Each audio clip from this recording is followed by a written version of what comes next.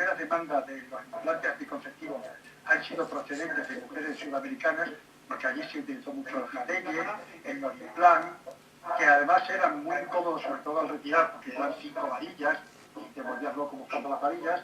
Al ser una sola varilla de tamoxifen, tanto la disensión como la extracción es muchísimo más fácil.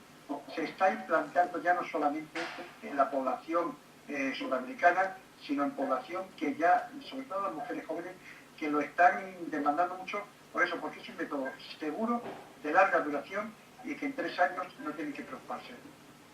Condición fundamentalísima antes de la inserción de un implanón es explicar claramente a las mujeres, pero mucho más que en los medios de sologestágenos por vía oral o por vía intramuscular, es el cambio del patrón de sangrado, que se olviden de sus reglas. Al principio puede haber manchados irregulares, pero al final del primer año de utilización, prácticamente el 68% de las mujeres están en amenorrea, lo cual es una ventaja de vida. Pero eso hay que explicárselo a las mujeres, que la mayor parte de ellas acaban con una amenorrea.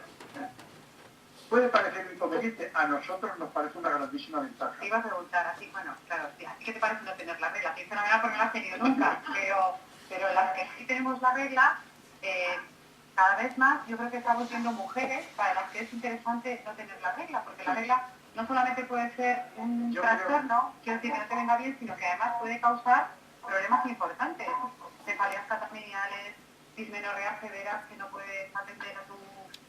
Es decir, ¿estás percibiendo que hay mujeres que te están pidiendo un método para no tener la regla? Hasta ahora existía una cultura de la regla. Y más en España, ¿no? Y más en España. Es decir, la mujer identificaba la regla con la feminidad y con la maternidad. Y con no estar embarazada. Y con no estar embarazada, eso precisamente. Entonces, incluso decían la frase que todos audamos decir, que es que si no tengo la regla, la sangre se me sube a la cabeza y me puedo volver loca. Efectivamente. Entonces, afortunadamente, cada vez el nivel cultural va siendo mayor. Se explica que la regla simplemente es una cosa necesaria de la no maternidad y si se explica de una forma clara, lo acaban entendiendo perfectamente y cada vez les va pareciendo mejor el no tenerla. Yo sí, si me permites, voy a poner el ejemplo que pongo yo siempre. Yo siempre les digo que piensen en sus abuelas, que tuvieron 8 hijos, 5 abortos, que les dieron el pecho 4 años, de manera que aproximadamente esa abuela, tipo, tuvo 160 ciclos en su vida, y la mujer que no ha tenido hijos va a tener 450 ciclos. Entonces, ¿qué es lo normal? ¿Tener 160 reglas o tener 450? Entonces, este ejemplo yo creo que es bastante... Está muy bien traído porque efectivamente antes me empalmaba la lactancia con el siguiente embarazo. Claro. Entonces, si tenían 160 ciclos, la verdad es que tenían muchos. Está calculado más o menos que ahora ya andan. Eso no lo sabía yo. Pero evidentemente, es una anticoncepción de larga duración, libre de estrógenos, de una eficacia superior al 99%, rápido retorno a la fertilidad, inserción breve y sin requisitos previos. Cuando pongo la fecha que se llama ahora a lo del requisito previo, ¿por qué es? Muchas veces complicamos demasiado la inserción de los dispositivos intrauterinos. Hay ginecólogos que dicen que tiene que tener realizada una citología vaginal, que tiene que tener realizado un cultivo vaginal, que tiene que ser durante la regla, pero no con muchas reglas, sino en los últimos días de la regla, de forma que a veces pasan meses y meses y meses sin que el dispositivo se llegue a insertar. Y se quedan embarazadas. Y se queda embarazada. Sin querer quedarse embarazada. El único requisito que se puede pedir en el implanón, que tampoco es totalmente fundamental, es insertarlo en los primeros días. O tener la certeza de que no está embarazada, como hemos dicho, mediante la prueba de embarazos y dudas. O tener la certeza, si una mujer que llega con el checklist le hace perfectamente que no está embarazada, en la misma consulta se coge y se inserta en el plan. Totalmente de acuerdo. Antes dije que la amenorrea del 68%, es del 28 y el sangrado normal de 66. Eso está más abajo. Como todos, actúa inhibiendo la ovulación y alterando el moco cervical y el endometrio y tiene un mínimo impacto en los niveles estrogénicos, por lo que no va a afectar a la ovulación. Es un método anticonceptivo que nosotros estamos poniéndolo cada vez más en valor, porque realmente va a proporcionar durante esos 3 años una anticoncepción segura, con un mínimo riesgo, que prácticamente es cero, y que no va a tener prácticamente contraindicación ninguna, y lo que sí va a tener son unos beneficios añadidos.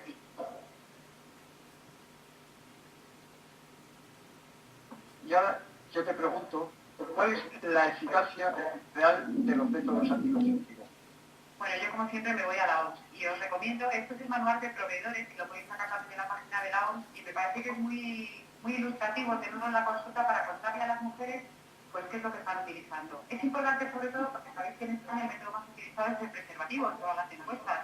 Entonces, como veis, el preservativo está en esta escala de eficacia por encima de, como veis, está toda la anticoncepción hormonal combinada y los inyectables, y los métodos más eficaces son el implante, que es más eficaz que la ligadura, es el método más eficaz, el DIU de levonorgestrel es el segundo método más eficaz, y como veis en estos métodos que no dependen de la usuaria, pues la eficacia y la efectividad, es decir, lo que nos interesa es la efectividad, que es la vida misma, ¿no? Lo que pasa, la gente que se le olvida, la gente que no le da la vida, que no se toma la píldora, etcétera, etcétera.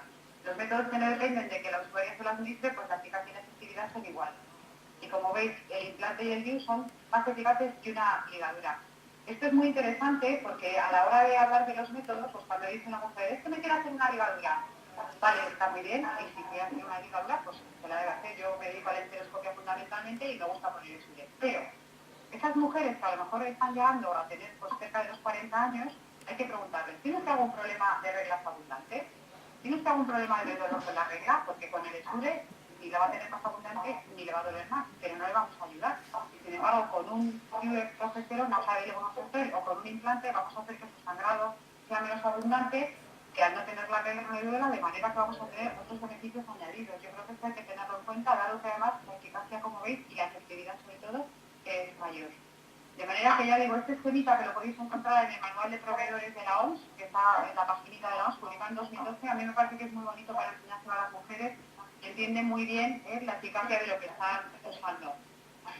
Yo te pregunto, hemos hablado hasta ahora de los métodos combinados y de gestágenos. No lo he dicho yo antes, pero sí me gustaría que lo dijeras tú ahora. ¿Hay diferencias entre los distintos gestágenos? ¿Se pueden comparar unos con otros? No me expliques el guión, ¿eh? No te sigo el guión. Ahora vamos a hablar de si todos los métodos son eficaces o no son eficaces. Yo, si quieres, me paso esta pregunta, no, pero... ¿hay diferencias de los gestágenos utilizados? ¿Son iguales de eficaces como los anticonceptivos hormonales? Bueno, lo que íbamos a ver primero era si los anticonceptivos hormonales combinados eran más eficaces por una vía que por otra. Sí. En principio, lo que nos dice tanto la OMS como lo que nos dicen los estudios europeos es que prácticamente son todos más o menos igual de eficaces. Lo que sí nos interesa es el uso típico, que como digo es la vida real. Y como veis, aquellos métodos que no son de administración diaria, pues parece que la efectividad es un poquito mayor que la píldora. Lógico, porque la píldora se olvida más. Esto no solamente lo digo yo, sino que además lo he estudiado y lo estudió un grupo español, y lo que preguntaban a las mujeres era si se les olvidaba o habían retrasado pues la toma o la administración de su método anticonceptivo hormonal combinado, bien fuera la píldora, el parche o el anillo. Como veis, pues había más mujeres que se les había olvidado la píldora, lógico, porque es un gesto que tienes que hacer a diario, 21 o 28 días. Había menos mujeres que se les había olvidado el parche y todavía menos que se les había olvidado el anillo, porque es de administración mensual. Y cuando preguntaban si el olvido había sido esporádico o había sido pues frecuente, pues como veis también era más frecuente con la píldora que con el parche y con el anillo. Yo creo que esto es importante, sobre todo para encontrar a aquella usuaria pues, que te está viniendo, no, es que se me olvida la píldora. Bueno, pues hay que intentar, esas mujeres, pues intentar ponerles un método que va a ser más efectivo, porque en el fondo va a tener menos olvidos. Aunque ya digo que si se tomara bien, la eficacia sería la misma, pero en la vida real, aquellos métodos que no son de uso diario, pues pueden tener una ventaja de efectividad, que puede ser lo que nos condicione, pues, no solamente el quedarse una embarazada, sino además empezar a tener problemas de sangrado, porque te olvidas una píldora, que es una de las cosas por las que la gente deja de utilizar. O sea, entonces, la eficacia va a depender en muy gran parte de la vía de administración. La eficacia va a depender sobre todo del cumplimiento, es decir, de que de que hagas las cosas bien. El cumplimiento depende de la vía de administración. El cumplimiento depende de la vía de administración, pero no solamente para la anticoncepción, sino para todo. O sea, en todas las medicaciones que manejáis en la atención primaria, para hipertensos, para enfermos crónicos, todo lo que puedan ser administraciones, cuantas menos dosis o cuantas menos tomas mejor, pues tienes muchas menos oportunidades de que se te olvide. Con lo cual yo creo que es un poco a lo que vamos, ¿no? A facilitarle un poco la vida a la gente. Con el fin de evitar los virus. Claro. Y lo que me querías, bueno, es lo que me querías preguntar. Es lo que te quería preguntar. Sí. Bueno. ¿Existen diferencias entre los gestágenos distintos unos de otros? Bueno, los gestágenos, como sabéis, han ocupado parte de la polémica del año pasado. Sé que vuestra sociedad de atención primaria os mandó un papelito en el que decía el distinto riesgo de trombosis de los distintos gestágenos, y durante todo el año pasado se estuvo viendo qué sucedía no con los gestágenos, sino con los gestágenos cuando se utilizaban con los estrógenos, es decir, en anticoncepción hormonal combinada. Es importante porque cuando utilizamos métodos con solo gestágenos, no es más arriesgado el del DIU de levonorgestrel que el de la píldora de Feracet. Para eso no. Estamos hablando siempre del riesgo que tiene el gestágeno cuando lo juntamos con las malas compañías, que son el estrógeno. Vale. Como decíamos, sí, como decíamos en San Sebastián. Entonces, bueno, simplemente poneros esta clasificación porque es la que yo creo que es la más útil, que es la farmacológica. Luego se ha hablado de generaciones. Bueno, la generación no tiene mucho sentido porque simplemente es cuando se han ido sacando. Lo que nos interesa es ver de quién derivan y por eso sabemos a quién se parece y qué problemas o ventajas pueden tener. Y como veis, unos se parecen a la testosterona, otros a la progesterona y otros se parecen solo a sí mismo, que es el de la espironolactona, uno que va solo.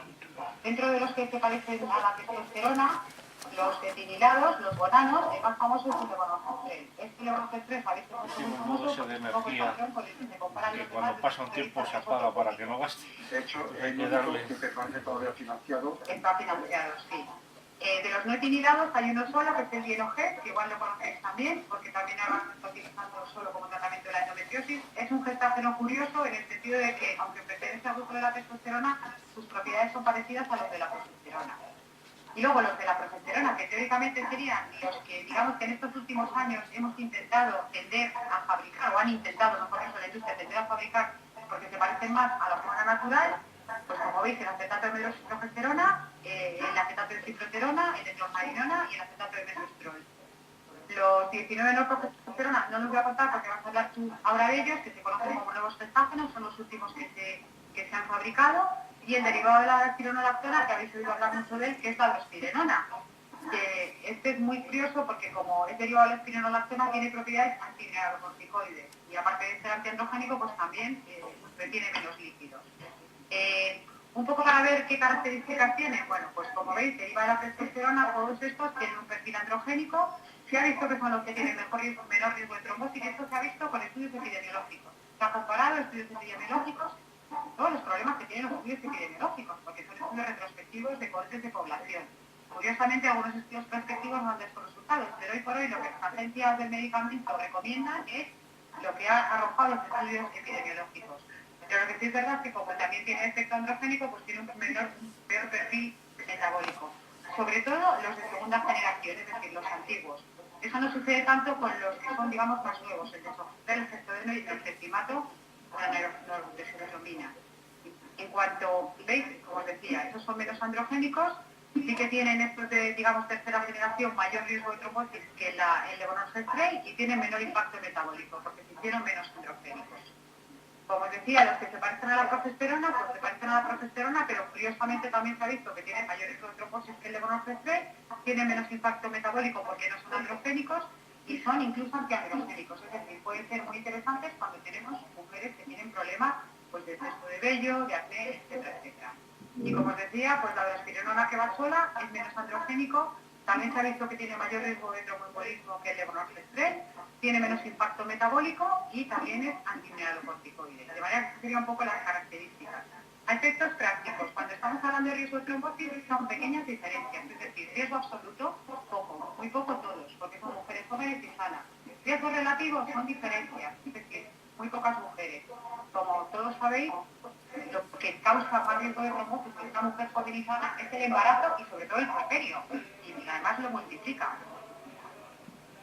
Sí, porque es muy curioso que siempre dicen que no quieren tomar un anticonceptivo hormonal por el riesgo a los efectos tromboembólicos y sin embargo se quedan embarazadas y luego después de dar a luz tienen un puerperio en el cual el riesgo trombogénico está mucho más elevado que cualquier anticonceptivo hormonal, sea del tipo que sea. Muy bien. Si me quieres preguntar algo más, bueno, esto simplemente es lo mismo puesto en una tabla. que son las opciones biológicas, como ves, los que son más androgénicos, y los que tienen unos perfiles más neutros. Que esto es la tablita física en la que vemos los efectos que en general nos queremos parecer a la progesterona. Y luego los beneficios no contraceptivos de la anticoncepción hormonal combinada. Hablábamos antes de los beneficios de la vídeo de solo gestágenos, pero también la de la anticoncepción hormonal combinada tiene esos beneficios que estamos viendo ahí, que no nos puede explicar. Yo sobre todo creo que los beneficios, más que contar los que los sabéis, yo creo que los beneficios que tenemos que recordar siempre es que tenemos que ser nosotros quienes lo contemos. Lo decía antes, estamos tan preocupados por no hacer mal, porque no tenga ningún problema una mujer joven y sana a la que ponemos un anticonceptivo, que muchas veces se nos olvida contar que va a mejorar su ciclo, va a sangrar menos, que va a haber menos la regla. Además puede tener algunos beneficios con la sexualidad porque al tener un método más seguro pues va a estar menos preocupada y va a tener unas relaciones sexuales que con un preservativo, aunque por cierto siempre hay que tener en cuenta que no protege frente a la ITS, anticoncepción hormonal. Eso siempre hay que tenerlo en cuenta. Va a tener efectos relacionados con la fertilidad futura, porque se ha visto que protege frente a la enfermedad inflamatoria pélvica y porque también protege frente al embarazo ectópico. También se ha visto que tiene muchos beneficios, sobre todo aquellos que tienen personajes androgénicos, sobre la piel, sobre el cabello, sobre el hirsutismo, es decir, el exceso de vello, y también se ha visto que frente a lo que hablábamos antes, por ejemplo, las etapas de oxitocina de POS con el hueso, pues los anticonceptivos en mujeres sobre todo próximas a la menopausia mantienen la masa ósea. En las mujeres que están, digamos, todavía con su pico de masa ósea por debajo de 35 años no afectan, pero tampoco lo aumentarían, pero no lo necesitamos, y en las mujeres más jóvenes tampoco tiene ningún problema, pero sobre todo es interesante en este grupo de edad de la perimenopausia, que si no tiene otros problemas, pues se podría también utilizar el anticonceptivo como efecto preventivo de la pérdida de masa ósea. Y hablando de la perimenopausia, ¿hasta qué edad mantendrías una anticoncepción hormonal? Combinada hasta los 50. Combinada hasta los 50. Y la no combinada, o sea, la solo gestágenos, hasta la podríamos tener hasta que desapareciera la regla. Y tú me preguntas, ¿y cómo se que ha desaparecido la regla?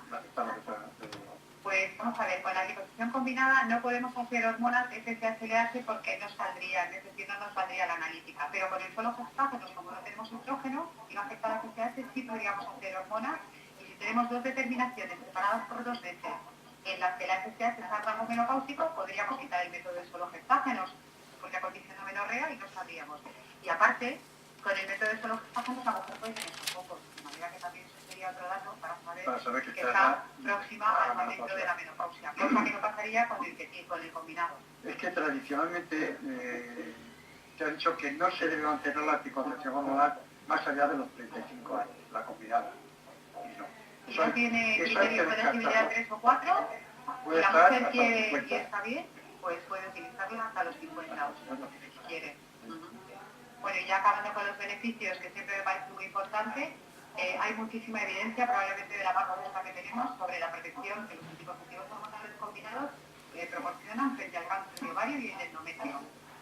Incluso hay estudios que dicen que es un quimioprofiláctico y que debería utilizarse en aquellas mujeres de mayor riesgo, como pueden ser aquellas mujeres muy digestas, para el cáncer de ovario y endometrio. El de ovario es tremendamente conocido por nosotros porque es un cáncer de un pronóstico muy malo, pues se ha demostrado que lo disminuye, pues que además lo disminuye cuando sobre todo se ha pasado más de 5 años, este efecto se mantiene incluso 30 años después de haberlo dejado de tomar para todos los tipos histológicos, menos para el luminoso. Pero ya digo que es una de las cosas que nosotros tenemos que decir, porque las señoras si no, no lo van a saber, de manera que deberíamos contárselo. Me preguntaréis si esto pasa para toda la anticoncepción hormonal combinada. Pues lógicamente para ver, es decir, los beneficios sobre el ciclo son inmediatos. Algunos beneficios a largo plazo, como puede ser el del cáncer, pues los estudios están hechos para la píldora, que es la que tiene ya más de 50 años. Pero en principio son extensibles para la vía vaginal y la transdérmica, aunque tendrá que pasar el tiempo para que lo podamos demostrar con artículos. Otro tema es con los métodos de solo gestágenos. Si recordáis, hasta hace poco tiempo, pues cuando hablábamos de este tema decíamos, ¿y estos métodos son esenciales para todos los métodos de solo gestágenos, todos los beneficios? Bueno, esto intentamos revisarlo también en la conferencia de consenso de 2011 y verdaderamente no hay mucha literatura al respecto. Yo os pongo aquí los beneficios que sí que están demostrados con buena evidencia científica. Para el nivel de monoxestrel, como decíamos antes, la reducción del sangrado, también la protección del endometrio cuando se hace terapia hormonal sustitutiva. Esto es interesante porque si una señora lleva el DIU puesto, vemos que ha llegado a la menopausia, pero tiene una clínica vasomotora, es decir, son pocos, o pensamos que por lo que sea hay que poner tratamiento hormonal sustitutivo, y el DIU todavía no ha causado, pues entonces podríamos mantener el DIU y poner el estrógeno y la serviría de fuente de gestácenos para, bueno, tú sabes mucho más de menopausia que yo, para proteger el endometrio. Para proteger el endometrio. Y también se ha visto que funciona para el dolor pélvico, tanto la dismenorrea, es decir, dolor pélvico sin ningún otro problema, y también secundaria endometriosis. Para el acetato de meroxitogesterona de POC se ha demostrado la reducción del sangrado menstrual abundante, y para el implante subdérmico también se ha demostrado con buena evidencia la reducción del sangrado menstrual abundante. Esto no quiere decir que otros de los beneficios no los tengan, sino que no tenemos estudios suficientes como para poderlo tener como indicación como pista técnica. Pero ya digo que me parece que son unos métodos con unos beneficios añadidos muy importantes. Muy seguros. Porque no solamente se busca, la anticoncepción hormonal no solamente se busca la anticoncepción per se, sino que también hay que poner en valor estos beneficios que están aparte y que hay que explicárselo a las mujeres. Porque hay situaciones especiales que hemos dicho antes, como puede ser el androgenismo, las menorragias, las menorreas, todo esto nos va a corregir la anticoncepción hormonal. Y eso añade valor a la anticoncepción en sí. Bueno, pues ahora es mi turno para preguntarte, Carlos. Ya pasamos al último bloque, que yo creo que, por además me han dicho que fue de Madrid, ¿no? ¿No, Madrid? Pero yo soy la de ti. Bueno, vamos a hablar del problema, es decir, en España yo sostengo que hay hormonofobia. Las mujeres tienen miedo a tomar anticonceptivos y nos lo dicen. ¿Son seguros los anticonceptivos hormonales? Sí, además existen evidencias claras, se han hecho estudios retrospectivos a muy largo tiempo. Como bien dice, la píldora lleva más de 50 años. La primera que tenéis ahí es el Enovir, que se empezó a comercializar en 1960. En España no llegó a aparecer hasta el 68, ¿no? Y como tratamiento, además... Pero como tratamiento de las alteraciones de la regla. O sea, como anticonceptivo no se pudo utilizar hasta que me parece que fue en el 76 que se despenalizó. En el 78 se despenalizó la anticoncepción, sí. Se despenalizó. Sí, Suárez lo hizo.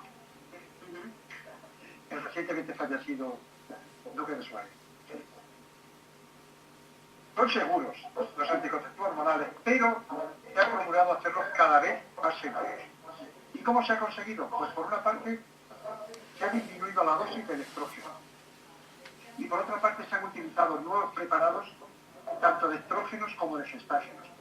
Y además de ello se han mejorado las vías de administración. Si veis esa gráfica, cuando en el año 1960 se empezaron a utilizar los anticonceptivos hormonales, tenían una dosis de 150 microgramos de estrógeno. Se ha ido bajando progresivamente hasta que se ha llegado a los 2000 a la dosis de 15-20 microgramos de estrógeno. La bajada ha sido del orden de 7 veces 8, con lo cual todos los efectos secundarios indeseables de los estrógenos pues han minimizado muchísimo. Pero no solamente eso, sino que se han utilizado nuevos estrógenos. En principio se empezó a utilizar el mestranol, que fue el que llevaba el Enovir.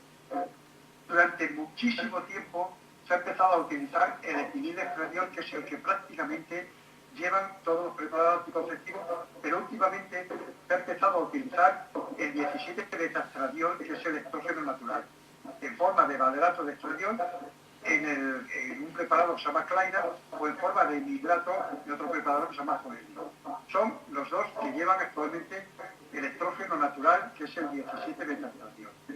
Pero luego se ha ido mejorando también en los gestágenos. No voy a volver a repetir la clasificación de los gestágenos que ha dicho anteriormente Paloma, pero están ahí, cada vez se han ido haciendo gestágenos con menores efectos adversos, y lo que dijo ella antes de las generaciones, que hoy hemos oído hablar, no es que las segundas generaciones, no es como la telefonía móvil, que las generaciones son mejor la 4G que la 3G. Aquí la generación es por el momento de la aparición en el mercado. De hecho, como le decía antes, uno de los que se consideran más seguros es el de Bonorgestel, y es de segunda generación. Es decir, de tercera generación han aparecido posteriores y no se consideran tan seguros como el de Bonorgestel. Seguros desde el punto de vista de la trombosis, hecho, que es uno de los temas de seguridad, porque ya son temas de seguridad. Porque si el impacto metabólico es peor... Aquí estoy hablando de cuál es el perfil del gestágeno ideal. Evidentemente tiene que tener una acción gestacional, que para eso está. No debe tener acción estrogénica que se pueda sumar a la acción... se nos ha ido. Solución de problema. ¿Seguimos? Venga, no debe pues tener, no debe tener, no, pero bueno, no se debe tener una acción, encima del teléfono, sí. No debe tener una acción antiandrogénica. Y si puede tener una acción antiandrogénica, pues mucho mejor. Aparte de eso, no tiene que tener una acción glucocorticoide. Es decir, no debe actuar sobre el metabolismo de los hidratos de carbono que puedan llegar a producir una situación diabetógena. Y sí, la técnica desde luego es un gusto. Y tampoco, evidentemente, debe tener una acción mineralocorticoide, es decir, no deben producir retención hídrica. Todas estas son las características del gestágeno que se busca, pero como digo allá abajo, el gestágeno ideal, por desgracia, no existe. Y los que uno tienen unas ventajas, por ejemplo, si la mujer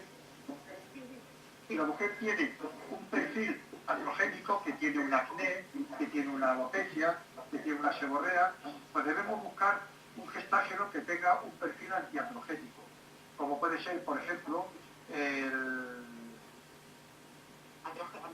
antiandrogénico, la ciproterona, el acetato de ciproterona, o que puede tener, por ejemplo, el Dienogés, o que puede tener Pero Carlos, yo quería preguntarte una cosa. ¿Se puede utilizar el Diane, que es etilidestadiol y acetato de ciproterona, como anticonceptivo? No. ¿Y tú sabes cuántas dosis salieron el año pasado en España? Pues creo, luego cuando hable de la financiación, lo vamos a... ¿Salieron 100.000 dosis? Sí. Eso, a ver, vamos a ver. pasada. Eso es una cosa que después yo quiero dejar siempre claro cuando hablo de anticoncepción hormonal. El acetato de ciproterona, es decir, el Diane y todos los que han salido posteriormente después, en ficha técnica no existe la indicación de anticoncepción hormonal. La única indicación que tiene el acetato de ciproterona es el tratamiento de los síntomas del ovario poliquístico y en el menor tiempo posible. No debe utilizarse como anticonceptivo, porque tiene unos efectos trombogénicos bastante leves. Pero también en el PRAC del año pasado, es decir, en la resolución que hizo la Agencia Europea de Medicamentos, dijo que para esa indicación todavía los beneficios estaban, de manera que no lo retiraba del mercado, porque sabéis, tuvo mucha polémica en Francia. Entonces, para lo que está, tiene que estar. Lo que no tenemos que hacer es utilizarlo como anticoncepción regular, porque el riesgo es mayor que con ningún otro de los preparados combinados. Al igual que existe una cultura de la regla, ha existido desgraciadamente una cultura del Diane 35. ¿Por qué se ha utilizado tanto el Diane 35? Porque es el único que estaba financiado. Y cuando una joven de 18 años llegaba a la consulta demandando un método anticonceptivo hormonal, una de las cosas que decía, entra en receta, y entonces se le daba el Diane 35 porque entraba en receta, pero no se le estaba haciendo ningún favor. De hecho, ha habido documentados bastantes casos de trombosis venosas profundas y de embolias pulmonares debidas al Diane 35. Por tanto, no debe utilizarse como método anticonceptivo, solamente en el tratamiento de los síntomas del ovario poliquístico. Bueno, ya estás hablando de seguridad y estás hablando de las divisiones mayores y las divisiones menores. Los problemas graves de la anticoncepción, has hablado de tromboembolismo, ¿qué más problemas hay? Pues ¿Qué riesgo tiene la anticoncepción? Lo que digo hay cáncer de cervix y cáncer de mama. Aunque realmente la incidencia es muy poca, al igual que la terapia de sustitución hormonal. ¿Pero el cáncer de cervix lo produce el anticonceptivo? No, el anticonceptivo no produce cáncer de cervix. Lo que ocurre es que se supone que lo produce el virus del papiloma humano. El virus del papiloma humano se transmite única y exclusivamente por vía sexual. Entonces, en aquellas mujeres que hacen una anticoncepción hormonal, que tienen una protección frente al embarazo, se supone que tienen una mayor actividad sexual que pueda provocar a la larga la transmisión del virus y por tanto la aparición del cáncer de cervix. O sea que puede ser un cofactor. Es decir, no se produce cáncer de cervix por el anticonceptivo, sino que mujeres que tienen el virus del papiloma tienen más relaciones y que utilizan anticonceptivos a largo plazo, sobre todo, ¿no? Hasta 10 años. Y más tiempo pueden tener. Tienen que tener el guante estubador. ¿Hay que quitarles el anticonceptivo a estas mujeres? Se está quitando. Ahora creo que en la última revisión de cáncer de cervix se está suprimiendo. El cáncer de cervix sí, pero no en displasias cervicales. En mujeres con displasias cervicales o que tengan virus del papiloma positivo no hay que retirar la anticoncepción hormonal combinada. No hay que retirarla. Y los riesgos menores, pues las alteraciones del ciclo, que son la principal causa por la cual se abandona el método anticonceptivo. tanto en los desogestágenos como en los combinados, esas alteraciones del ciclo van a ser el 80% de los motivos por los cuales las mujeres abandonan el método. Por tanto, un método anticonceptivo que regule mejor el ciclo nos va a dar una mejor garantía de cumplimiento. Y luego, pues los cambios de humor, las cefaleas, las mastalgias, todos esos riesgos menores que, aunque son infrecuentes, también tenemos que tenerlos presentes, y muchas veces solamente con cambiar el gestágeno es suficiente para que desaparezcan los síntomas. O incluso con quitar el periodo de privación, como la tensión premenstrual. Efectivamente. Cuando hay una dismenorrea intensa, se está utilizando lo que llamamos pauta continuada. Es decir, en un método anticonceptivo no hacer unos 7 días de deprivación, sino hacer 3 ciclos seguidos, es decir, en total 63 días de tratamiento y después provocar una deprivación, con lo cual la dismenorrea mejora muchísimo. Bueno, y aquí nos estás poniendo un poco lo que en tu opinión son los anticonceptivos que pueden ser más seguros, más seguros, ¿no? Efectivamente. Los que tienen menor dosis de estrógeno y mejor sin estrógeno, como los medios gestágenos, los que son por vía no oral. ¿Por qué?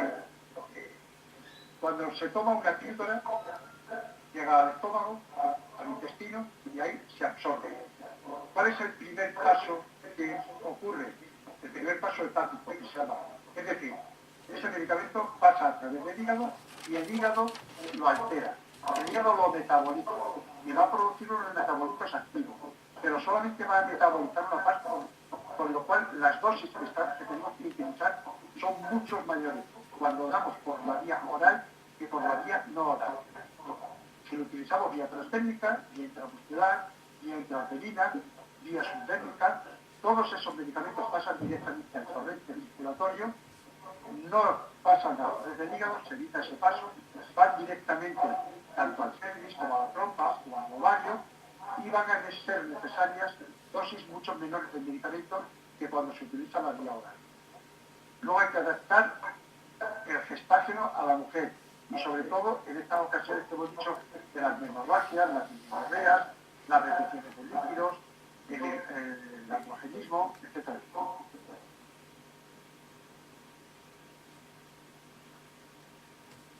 Estos creo que son los mensajes casi que va a